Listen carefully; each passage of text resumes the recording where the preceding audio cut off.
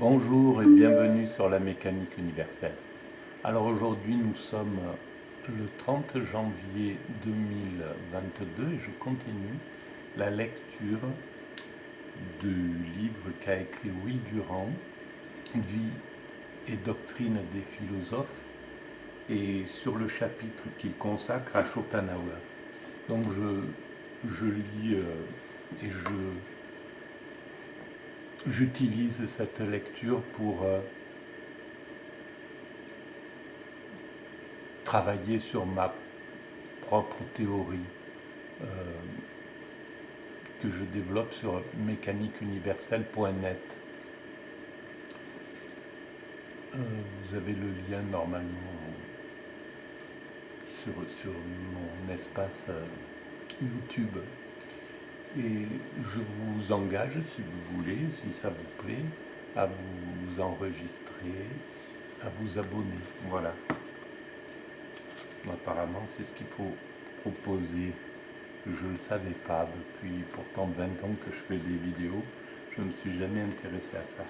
Mais voilà, vous pouvez vous abonner ou voilà, ou mettre un petit commentaire, même négatif, ou voilà, que, évidemment, c'est très important, que ça me permet de faire évoluer les choses. Voilà, donc je suis au chapitre 4, le monde comme volonté. Petit 1, la volonté de vivre. Tous les philosophes, presque sans exception, ont fait de la pensée et de la conscience l'essence même de l'esprit. L'homme était l'animal raisonnable, animal rationnel. Cette vieille et universelle erreur de principe, cet énorme proton-pseudos, doit être écartée avant tout, écrit Schopenhauer.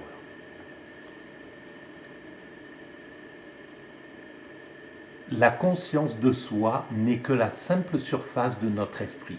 De celui-ci, comme de la terre, nous ne connaissons pas le dedans, mais seulement la croûte. Sous l'intellect conscient, il y a la volonté consciente ou inconsciente, un effort, une force vitale persistante, une activité spontanée, une volonté de désir impérieux. Effectivement,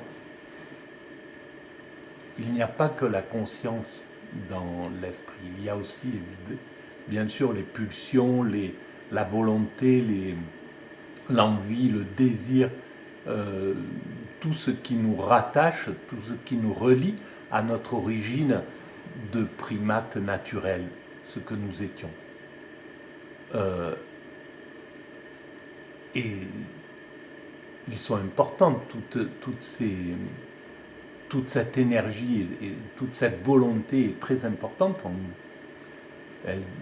Simplement l'humanité a la charge intuitivement, et c'est pas conscient complètement, mais elle a la charge, et c'est du moins ce qu'elle réalise progressivement, de maîtriser cette volonté, ces pulsions, ces désirs, pour qu'ils cadrent avec l'éthique, la morale, les lois humaines,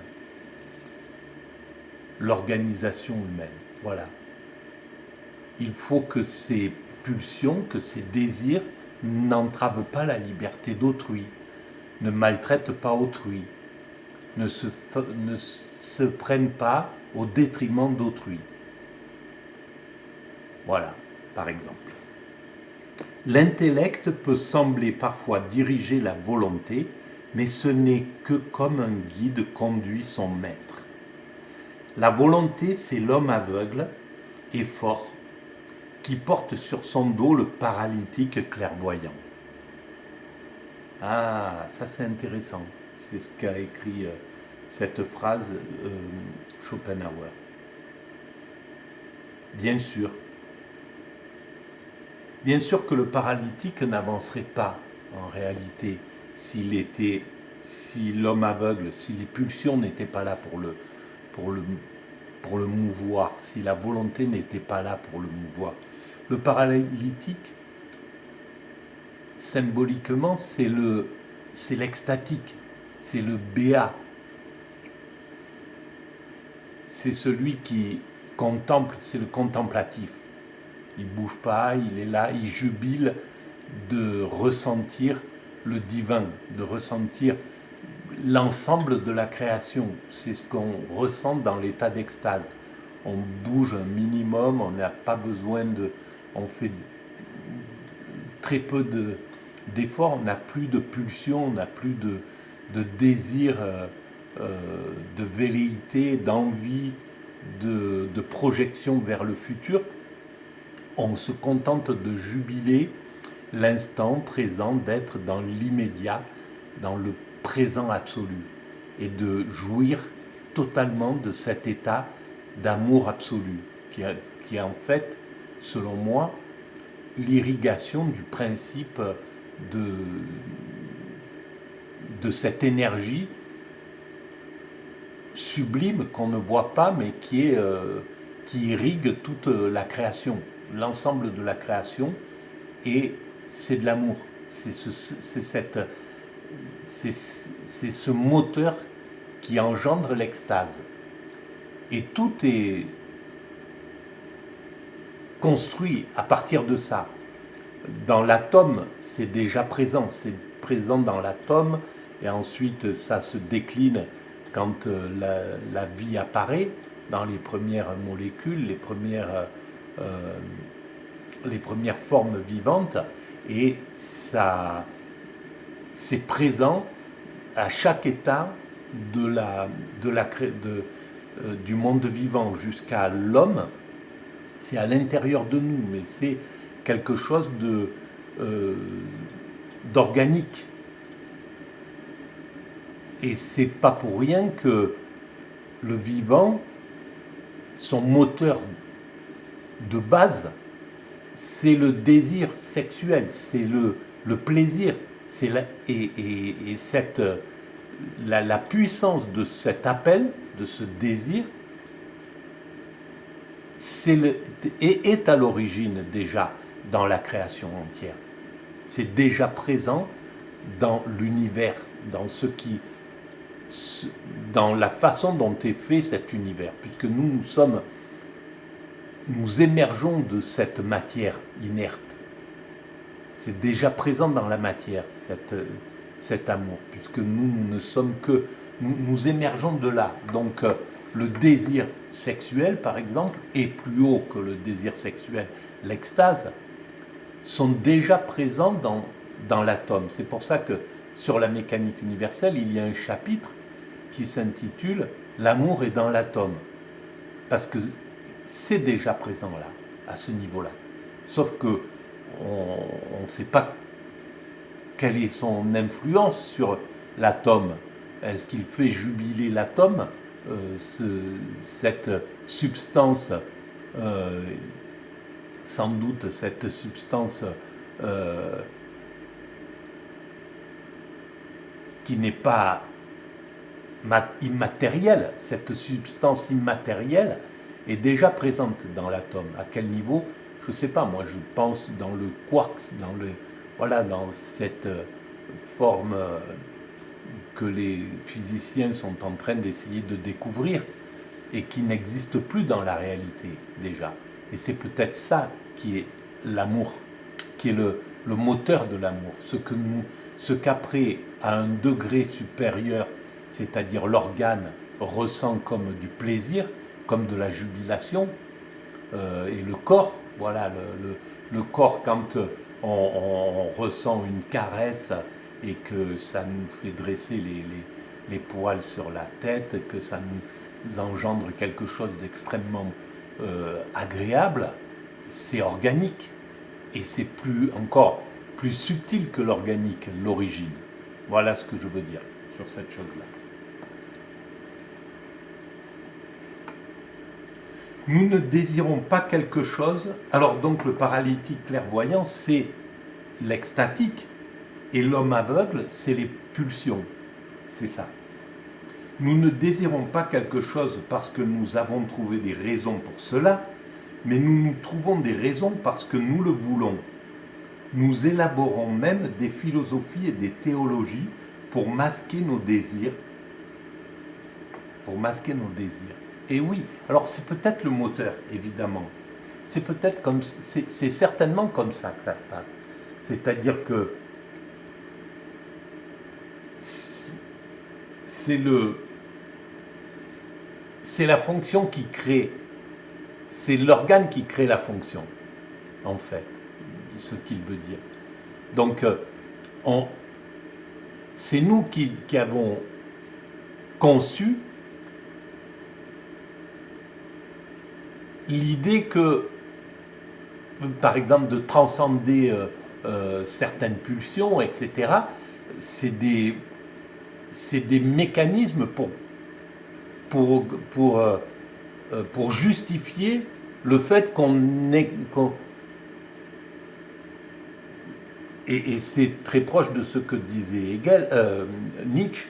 Donc en fait, c'est par frustration, parce qu'on ne peut pas exprimer, parce que le névroseux ne peut pas exprimer son désir, il doit le refouler, parce qu'il y a les lois, la morale, l'éthique qui l'empêchent d'exprimer des pulsions qui pourraient être, que la morale estime négatives.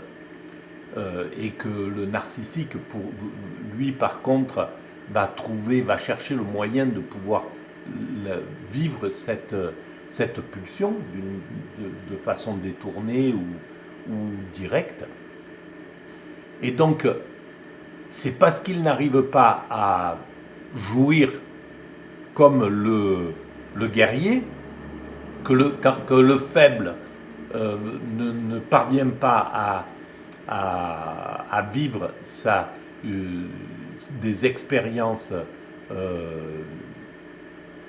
négatives comme le guerrier, par exemple, d'être aussi impitoyable que lui parce qu'il est trop sensible, etc., qu'il va créer des lois qui vont empêcher le guerrier d'exprimer ou l'aristocrate d'exprimer sa pulsion. Donc, mais c'est certainement, c'est vrai, c'est ça, c'est le mécanisme.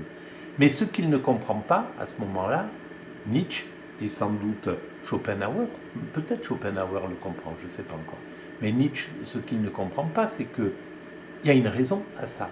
C'est que si l'humanité s'est organisée comme ça, c'est que c'est comme ça qu'elle devait s'organiser.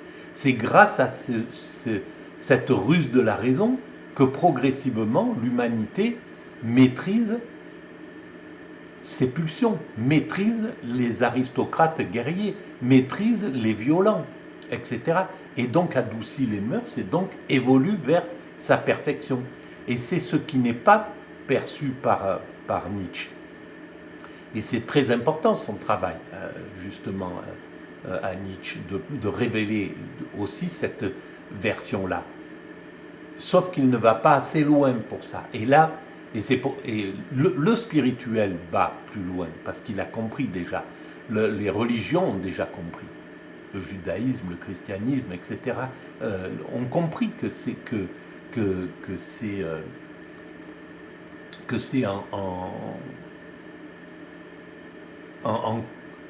en contrant ces pulsions-là qu'on va vers le divin, qu'on peut se diriger vers le divin. Et c'est ce que refuse, en fait, Nietzsche. Il refuse que ce chemin soit celui-ci. Il refuse que l'humanité aille vers cette dilution des pulsions, de la volonté, du désir, de l'agressivité, etc., de la joie qu'entraîne toute cette débauche d'énergie, de créativité, etc. Tout ce qu'on peut créer. Il a raison, dans un sens, on ne peut pas préconiser ça parce qu'on n'a pas fini de construire l'humanité.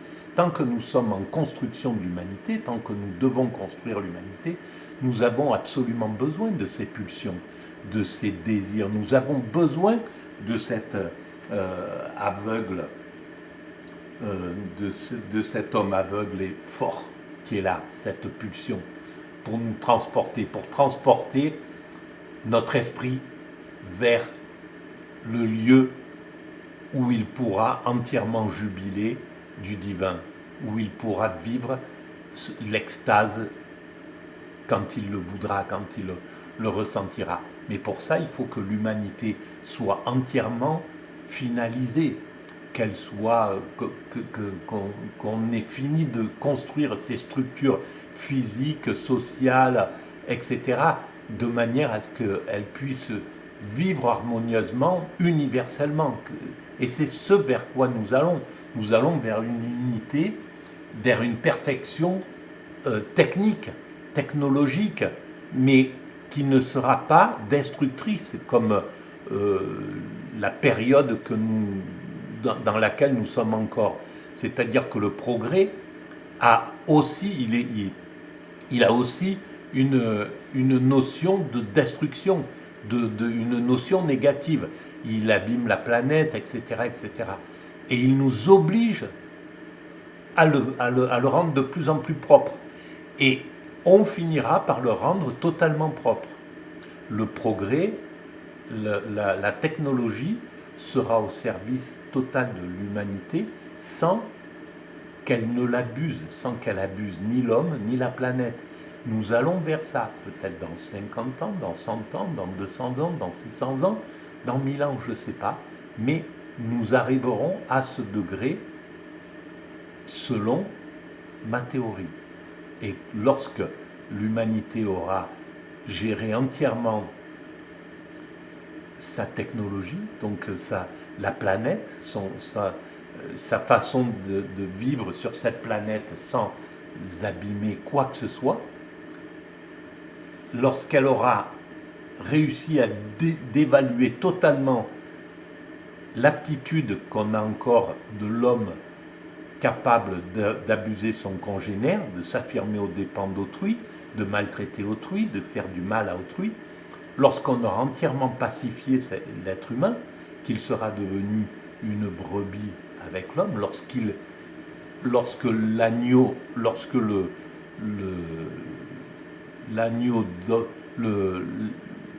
l'enfant dormira avec le serpent, je ne sais plus les phrases que la Bible a déjà pensées. Donc c'est pas pour rien qu'elle a déjà pensé à cette chose-là. C'est pas pour rien qu'intuitivement elle a compris qu'un jour ou l'autre, le loup et l'agneau seront ensemble, parce que le loup ne mordra plus l'agneau, c'est fini. Il y aura autre chose, il sera devenu comme un agneau en fait. Et c'est pour ça que c'est assez paradoxal, mais bon, c'est un autre problème, qu'on réintroduise les prédateurs que l'humanité a mis 10 000 ans à s'écarter. Alors, il y a un sens, c'est certainement pour qu'on puisse protéger des lieux, etc. Mais malheureusement, on ne pourra pas cohabiter dans le futur avec un système prédateur. Donc, ils trouveront la solution pour que l'homme ne soit plus victime ni des prédateurs des autres animaux, ni des prédateurs humains. Voilà, il faut qu'on écartera 100% du danger, c'est évident. Qu'on va vers ça. L'homme ne pourra pas laisser ne serait-ce que 5% ou 1% de danger possible. Je pense pas, je sais pas, mais je pense pas que l'homme pourra accepter mentalement, s'il peut l'enlever, s'il peut éviter ce danger-là, de laisser courir un danger encore dans l'humanité. Et c'est difficile d'imaginer ce que sera cette humanité-là, parce que on ne peut même pas le souhaiter actuellement, parce qu'on a besoin de nos pulsions, on a besoin de nos désirs, de cette volonté excessive, de notre créativité, de nos égos, de notre agressivité, etc. On a besoin de tout cela. Donc il y a quelque chose qui fait barrage pour imaginer un monde, ce monde idéal, ce monde d'amour absolu comme ça. On a l'impression que c'est un état morbide qu'on peut pas envier. Mais sauf qu'on ne sait pas ce que sera l'état d'esprit des êtres humains dans 300, dans 500 ans, quand ils arriveront, ou dans 1000 ans, quand ils arriveront au degré de la perfection. L'état d'esprit aura évolué exactement de la même manière. C'est-à-dire qu'il n'y a pas de... l'esprit évolue à l'allure de la créativité. Il se modifie en fonction de ça. C'est pour ça que les hommes qui ont du début du XXe siècle, qui commencent à voir des avions, des trains, la transmission par radio, etc., des inventions complètement incroyables, l'électricité, je ne sais pas, enfin tout un tas de choses, ben, ils s'adaptent, ils s'acclimatent tout à fait. Et d'ailleurs, voilà, là, il y a un virus qui apparaît, la Covid, et d'un seul coup, la planète, même si elle résiste à certains endroits, etc., on résiste, on n'en veut pas, on croit qu'on ne peut pas s'adapter à ça, et on peut tout à fait s'adapter à ce genre de nouveautés. Et c'est comme ça. L'homme s'adapte aux choses. Et progressivement, même l'humanité s'adapte physiquement, et sans qu'on s'en rende compte, organiquement, à des changements de vie, etc. Donc, nous allons vers cette évolution-là, et vers cette perfection. Par suite, Schopenhauer appelle l'homme l'animal métaphysique. Les autres animaux désirent sans métaphysique. Et c'est ça. C'est vrai, parce qu'ils sont dans un immédiat. Ils sont dans l'immédiat déjà, les animaux. Ils vivent dans cet immédiat. Sauf qu'ils vivent avec leurs pulsions. Et nous, on doit revenir dans cet immédiat, c'est-à-dire on va vers la perfection. La perfection, c'est le retour à l'immédiat, en ayant écarté les pulsions négatives, en ayant écarté les désirs, l'envie, l'agressivité, voilà, tout le besoin de s'affirmer aux dépens d'autrui, la compétition, enfin toutes ces choses-là seront écartées et on sera revenu à un immédiat, mais un immédiat absolu, l'immédiat du béat, de la béatitude, de l'extase, du nirvana, voilà, de toutes ces visions qu'on retrouve dans toutes les religions, dans l'islam, dans le judaïsme, dans le christianisme, dans l'hindouisme, dans le bouddhisme, dans le zen, dans toutes les grandes religions, il y a cette dimension d'extase possible. Donc c'est le sommet du spirituel pour toutes les religions. Donc c'est pas pour rien que c'est l'horizon de toutes les religions. Le nirvana, c'est l'horizon de l'hindouisme. L'extase, la cessation ou la contemplation, c'est dans le bouddhisme, dans le zen, etc. La béatitude, on le retrouve dans le judaïsme, dans le christianisme, dans l'extase chez les soufis, dans le soufisme, etc. Donc, cette valeur, elle est là, présente, mais comme on ne peut pas la préconiser parce qu'on a besoin de nos pulsions, et c'est là où justement, par exemple, le judaïsme a bien compris cette chose-là. On est fait c'est vrai que l'extase est là, que la réunion avec le divin est présente, mais on doit travailler, c'est pas le moment, c'est pas encore. Donc il faut travailler, il faut agir dans l'humanité, il faut faire ce qu'on a à faire dans cette humanité pour la construire, pour l'instant de façon inconsciente, et c'est pour ça que c'est désordonné, parce l'humanité n'a pas encore pris conscience de son sens, et donc elle ne peut pas mettre toute son énergie dans une direction bien précise, mais quand elle pourra dire l'humanité va vers sa perfection, qui est l'extase, qui est la sagesse, qui est l'unification totale, la paix universelle, eh bien elle pourra à ce moment-là consciemment dire on doit travailler à ce sens, c'est tout. Voilà, maintenant simplement on sait qu'on a un sens, voilà, et on va agir dans ce sens-là. Et ça éliminera finalement l'évolution désordonnée, l'évolution par tentative, essai, erreur et rectification, par destruction et reconstruction, comme les guerres. Voilà, c'est exactement ce que l'inconscient fait. Voilà, elle va ravager, elle va bombarder. L'Occident, actuellement, les dominants actuels, les États-Unis, ils vont bombarder un pays, le ravager complètement, et après le reconstruire.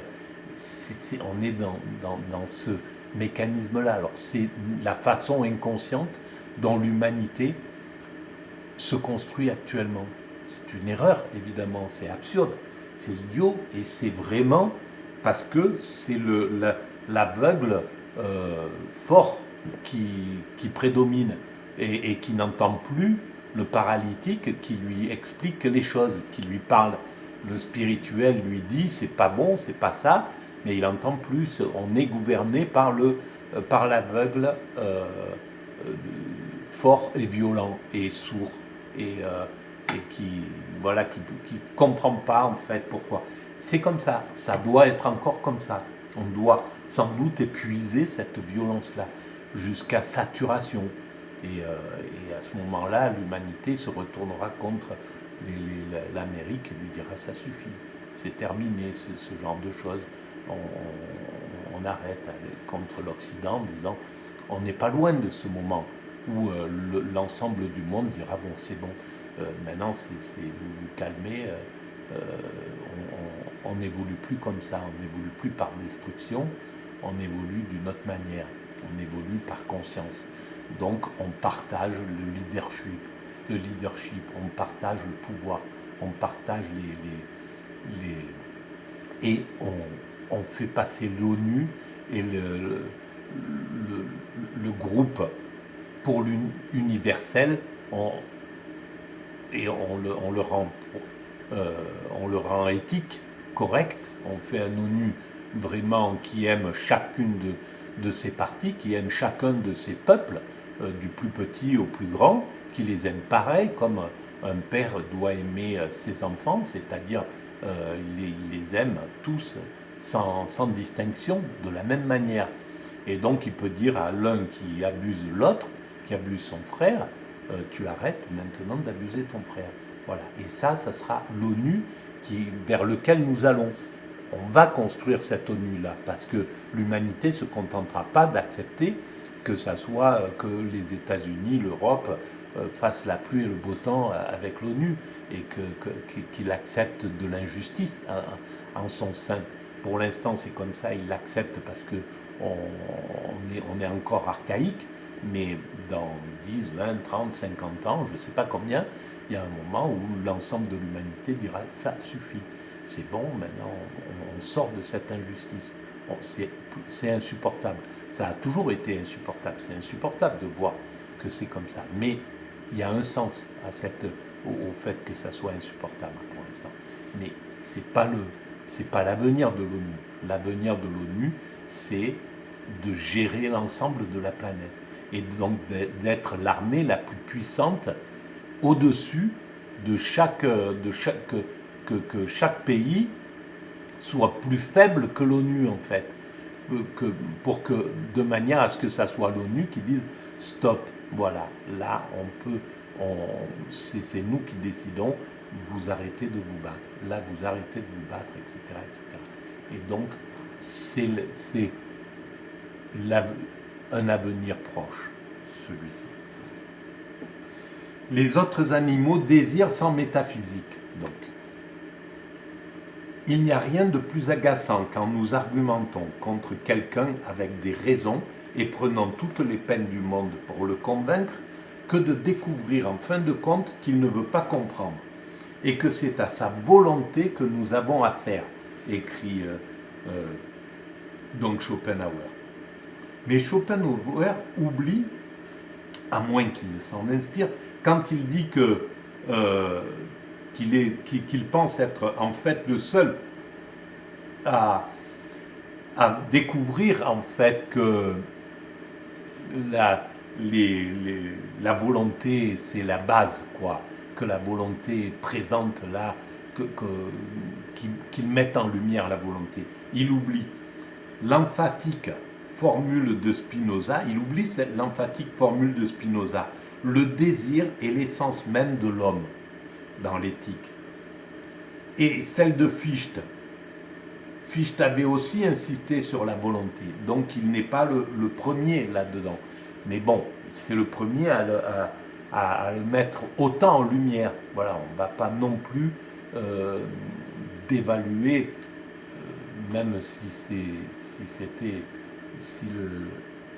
les frustrations de Schopenhauer l'ont conduit à avoir une vision grandiose de lui-même, parce qu'il en avait besoin pour vivre, puisque tout le monde lui tournait le dos d'une certaine façon. Et donc, il avait besoin de se gargariser d'une certaine façon pour pouvoir supporter ce côté un petit peu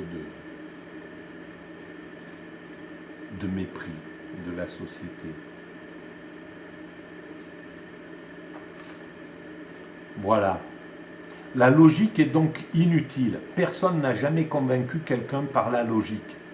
Les logiciens eux-mêmes ne se servent de la logique que comme d'une source de revenus. Pour convaincre quelqu'un, il faut s'adresser à son intérêt personnel, à ses désirs, à sa volonté. Voilà l'erreur.